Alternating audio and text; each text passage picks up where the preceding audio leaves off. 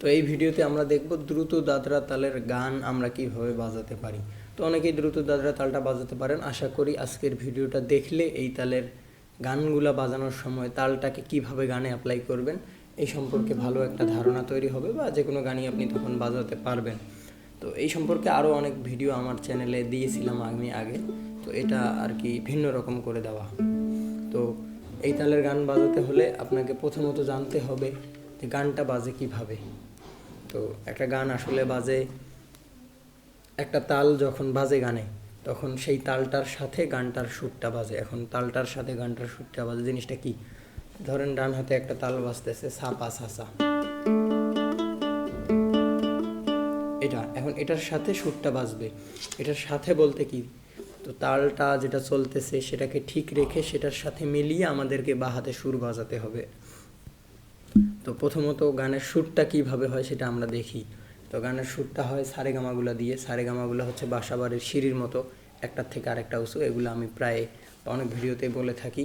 তো গানের সুরটা তৈরি হয় ধরেন সা, সায়ের পরে গা, গায়ের পরে মা, সা গা মা পা, এরকম করে সুরগুলা উঠানামা করে আর সামনের দিকে চলতে থাকে। একটা একটা করে সুর উঠানামা করে আর সামনের দিকে এভাবে চলতে থাকে। সা, তারপরে গা, তারপরে মা, এরকম করে উঠানামা করে আর সামনের দিকে চলতে থাকে, একটা একটা করে সুর। তার মানে আপনি যদি এটা গান বাজানোর সময় তালটাকে দুই তারে বাজান, দুই তারে আমাদের কি দুইটা নোট আছে, সা আর এটাতে হচ্ছে পা। যখন দুই তারে বাজাবেন তখন দুইটা নোট বাজবে, একটা নোট কিন্তু বাজবে না। আমাদের দরকার কি একটা করে নোট। এখন ধরেন আমি যদি দুই তারে বাজাই সা পা সা সা, আমার ধরেন যে গানের সুরটা হচ্ছে যেরকম যে কোনো একটা, যে সা রে গা, এটা আমার গানের সুর। এখন আমি যদি দুই তারে বাজাতে চাই আলাদা একটা সুর আসতেছে, তার মানে ওইটার আমার দরকার নেই। তার মানে আমাদেরকে এই বাজাতে গেলে একতারে বাজাতে হবে সুরটা, তালটাকে। তো আপনারা হয়তো বা জানেন একতারে বাজানো, তো যারা জানেন না তাদের জন্য ছোট করে বলি। তো একতারে বাজানোটা হচ্ছে কি, দুই তারে বাজাতে হলে আমাদের দুইটা তারের ব্যবহার হয়। একতারে আমরা তাল যেটা সেটাকে ঠিক রেখে তালটাকে তালের মতোই রেখে একটা তারে বাজাবো। আগে ছিল সা পা সা সা, এখন হবে সা, পায়ের টোকাটা এখানে হতো, ওখানে না হয় এখানেই, সা পা সা সা একতারেই। এটাই ছিল জাস্ট একতারের ব্যাপারটা।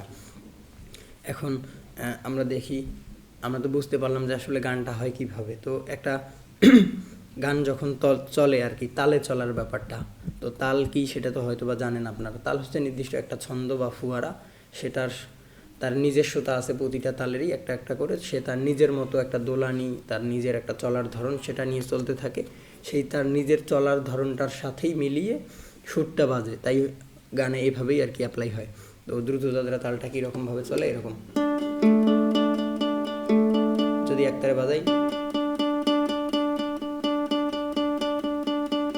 গানে কিন্তু এভাবে চলতেই থাকে, গানে কিন্তু এরকম করে থামে না, এরকম কিন্তু থামবে না, চলতেই থাকবে রেগুলার একটা জিনিস, একটা তাল এভাবে, তাই না? তো এখন আমরা যদি এটার সাথে গানের সুরটা বাজাতে যাই, যে কোনো একটা গানকে ধরি আমরা, ওই যে দিল না এটাই দেখি, দিল না নিল মন দিল না, এত যে নিঠুর বন্ধু।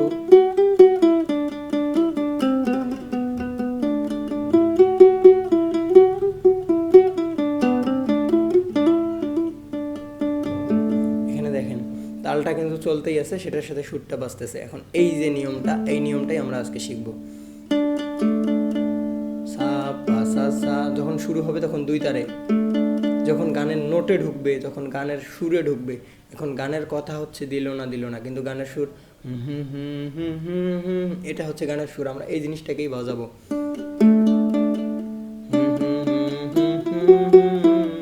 সা পা সা সা, সা পা সা সা, সা পা সা সা। এটা দিয়ে একটু জটিল হয়, আমি জিনিসটাকে সহজ করে বোঝার জন্য, বন্ধু তোমার ভালোবাসার ধরন ভালা না, এখানে দেখেন সা পা সা পা সা সা, সা পা সা সা, সা পা সা সা, সা পা সা সা।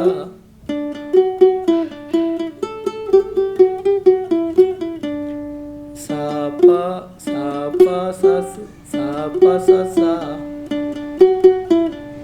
তো এটা হচ্ছে হয় কিভাবে জানেন, এটা যে আপনার ডান হাতে যে তালটা চলতেছে সেইটার সাথে বাঁ হাতে একটা একটা করে নোট বাজা। আমি এই জিনিসটা অনেক আগেও আমার ভিডিওতে বলেছিলাম, হয়তোবা এখন আপনাদের জিনিসটাকে জটিল লাগতে পারে, আমি একটু খাতায় দেখাই তাহলে সহজ হবে জিনিসটা, আপনাদের তখন বুঝতে সহজ হবে। তো এই জিনিসটা অনেকের হয়তোবা একটু জটিল লাগতে পারে, এটি স্বাভাবিক, কারণ এটা মোটামুটি একটু অ্যাডভান্স বিষয়।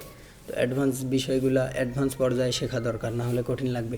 এখানে দুইটা জিনিস আছে দেখেন, একটা হচ্ছে আমাদের ডান হাতের কাজ, একটা হচ্ছে বাঁ হাতের কাজ। তো ডান হাতের কাজ কি, তালটা অর্থাৎ সা পা সা সা।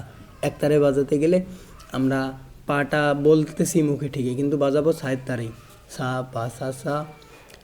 এটার সাথে কি করব, যখন ডান হাতে সাইড টোকাটা পড়বে বাঁ হাতে আমাদের কি বাজবে, সুর অর্থাৎ নোটগুলা। তো ডান হাতে যখন সাইড টোকাটা পড়বে বাঁ হাতে নোট বাজবে সা, অর্থাৎ এটা নোট, এটা কিন্তু টোকার হিসেব।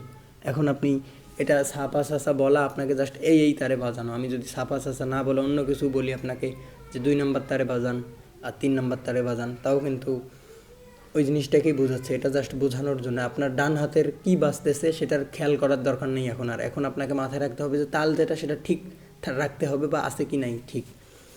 তো সা রে, দুঃখিত, সা পা সা সা, আর বাঁ হাতের নোট হচ্ছে সা রে মামা।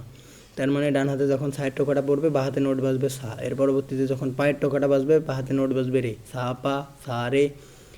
এর পরবর্তীতে যখন সা পা সা, তখন বাঁ হাতের নোট বাজবে মা, শেষেরটাতেও মা। অর্থাৎ ডান হাতের একটা করে টোকার সাথে বাঁ হাতে একটা একটা করে নোট আমরা পরিবর্তন করব। আমি জিনিসটা একটু দেখাই আপনাদেরকে। তো ডান হাতের কাজ ছিল কি, আপনারা দরকার হলে মুখস্থ করে নেন প্রথমে, সা সা রে মামা, এটা ছিল হচ্ছে আমাদের বাঁ হাতের কাজ। কিন্তু ডান হাতের কাজ সা পা সা সা, আর বাঁ হাতের কাজ সা রে মামা। এই যে সা নোট বাজতেছে সা, দেখেন সা, এই যে নোট আমি এখানে ধরি নাই কিন্তু সাই বাজতেছে। এরপরে পরবর্তীতে ডান হাতে পায়ের টোকা যখন হবে সা পা, তখন বাজবে রে, সা রে সা পা, সা রে সা রে সা পা। এর পরবর্তীতে শেষের সাতে নোট বাজবে মামা, সা রে মামা সা পা সা সা।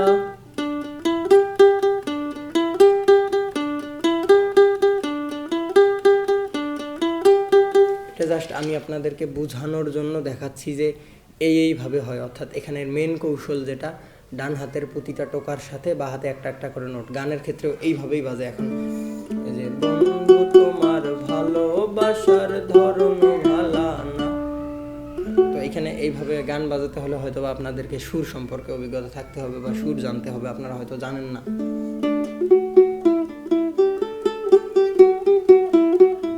সা পা সা সা, সা পা সা সা, সা পা সা সা সা।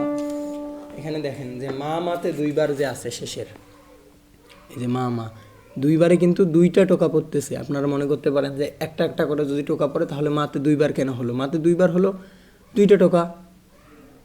এই জিনিসটা আপনাদেরকে মাথায় রাখতে হবে। অর্থাৎ মা বাজলো দুইবার, আপনি মনে করতে পারেন যে মাতে দুইবার থাকলো, আমাদের তো প্রতিবার একটা একটা করে নোট পরিবর্তন করার কথা, কিন্তু ডান হাতে আমাদের তো দুইটা টোকাই গেল, দুইটা টোকা দিয়ে দুইটা মা গেল। তো আপনারা এই জিনিসটাকে প্রথমত কন্টিনিউ করেন, করে হাতে নিয়ে আসেন। এর পরবর্তীতে এই নিয়মটাকে ফলো করে র্যান্ডম নোট, ডান হাতের একটা টোকার সাথে বাঁ হাতে একটা একটা করে নোট।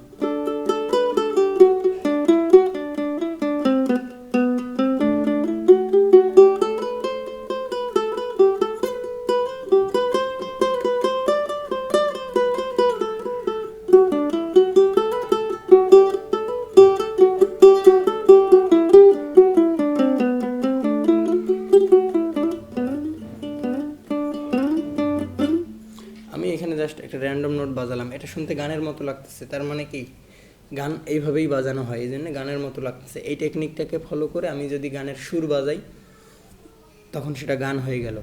তো অনেকেই তো শিখতে চায়, তো এই যে শিখতে চায় অনেকেই, কিন্তু শিখতে পারে কয়জন?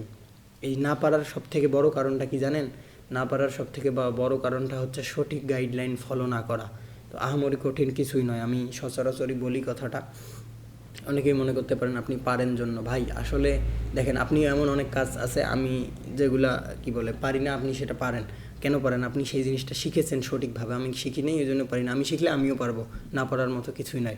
তো এই যে শেখার বা শিখতে হলে যে সঠিক বিষয়গুলো, তো অনেকে আছে ইউটিউব দেখে শিখে, ইউটিউবে সার্চ করলো দ্রুত দাদরা তালটা শিখলো। এখন এই যে তালটার এই যে জিনিসটা গানে ব্যবহার হইলো, এই জিনিসটা ইউটিউবে নাই ভাই, আপনি খুঁজে দেখতে পারেন। আমি যেভাবে খোলামেলা বললাম আসলে এইভাবে ইউটিউবে খুবই কম সংখ্যক বা নাইও বলা যায়। তো দেখা যায় কি আপনার এই যে না শেখার পেছনের মেন কারণটা হচ্ছে সঠিক গাইডলাইন ফলো না করা। আহামরি কঠিন কিছুই নয়, আপনি জাস্ট একটা সঠিক ধাপ, একটা মেনটেন, একটা যেটা শেখা দরকার এখন। তো আপনি যেটা শিখতেছেন সেটা গানেই ব্যবহার হবে, কোনো না কোনো কারণে গানের সাথে সেটা রিলেটেড।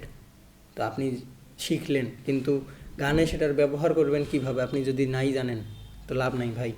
এটাই হচ্ছে মেন বিষয়টা। তো যারা আমার চ্যানেলে আসেন অনেক দিন যাবত, তারা হয়তো বা জানেন আমাদের একটা রেকর্ডেড কোর্স আছে। আমরা সেখানে সমস্ত জিনিসগুলো, বিশেষ করে সুর, তো এই জিনিসগুলো তো ফিজিক্যাল ব্যাপার, সহজেই আসে, কিন্তু সুরের ক্ষেত্রে আপনার এই যে মস্তিষ্ককে ট্রেন করানো, সুরকে বোঝা খোঁজা অনুভব করা, সুর হচ্ছে অনুভবের জিনিস, এই সমস্ত জিনিসগুলোকে আমরা বেশি প্রাধান্য দিয়েছি। এর বাইরেও এটা রেকর্ডেড কোর্স হলে আপনার কি বলে, তো দেখা যায় শিখতে গেলে কিন্তু সমস্যা হবে। আপনি একটা প্র্যাকটিস করলেন, 1 নম্বর ভিডিওটা দিয়ে কল দিলেন আমাকে যে ভাই 1 নম্বরটা এরকম করতেছে, হচ্ছে কি হচ্ছে না, অথবা ভিডিও পাঠালেন, আমি দেখলাম, দেখে জানালাম, সব ঠিকঠাক থাকলে বললাম পরেরটাতে যান, ভুল থাকলে সেটার সমাধান দিলাম, এভাবেই করেই হয়। তো দেখা যায় শিখতে আসলে সমস্যা হবে, এটাই স্বাভাবিক। সমস্যা হবে জন্য আমার কাছে আসছেন, সমাধান দেওয়ার দায়িত্ব আমার, সচরাচরই আমি কথাটা বলি। তো যারা শিখতে চাচ্ছেন, আমাদের এই কোর্সটার মূল্য কিন্তু একদম স্বল্প। পেইড কোর্স জন্য মনে করতে পারেন যে আহামরি মনে হয় কঠিন কি মূল্যের ব্যাপার, এমনটা কিন্তু নয়। তো অনেকেই শিখতে চায়, দেখা যায় আর্থিক সমস্যা বলেন বা এগুলো হচ্ছে শখের জিনিস, শখের পিছনে আমাদের ব্যয় করার খুব একটা সামর্থ্য হয় না। তো সেই দিক থেকে বিবেচনা করেই এই জিনিসটা বা এই কোর্সটা বানানো। আশা করি আপনি ভিডিওগুলো কমপ্লিট করলে শুধুমাত্র দোতারা স্টাইল নয়, এই মিউজিক মিউজিক যে থিওরি আমরা বলি, এই মিউজিকগুলো আসলে কীভাবে হচ্ছে, এই যে গিটারে একটা মিউজিক কীভাবে বাজে, এইখানে কীভাবে বাজে, এই সমস্ত জিনিসগুলোর ভালো একটা ধারণা আপনি পাবেন। তো যারা শিখতে চাচ্ছেন বা কোর্স সম্পর্কে বিস্তারিত জানতে চান, এই স্ক্রিনে দেওয়া নাম্বারে যোগাযোগ করলে জানতে পারবেন। তো ভালো থাকবেন সবাই, দেখা হবে পরবর্তী কোনো ভিডিওতে।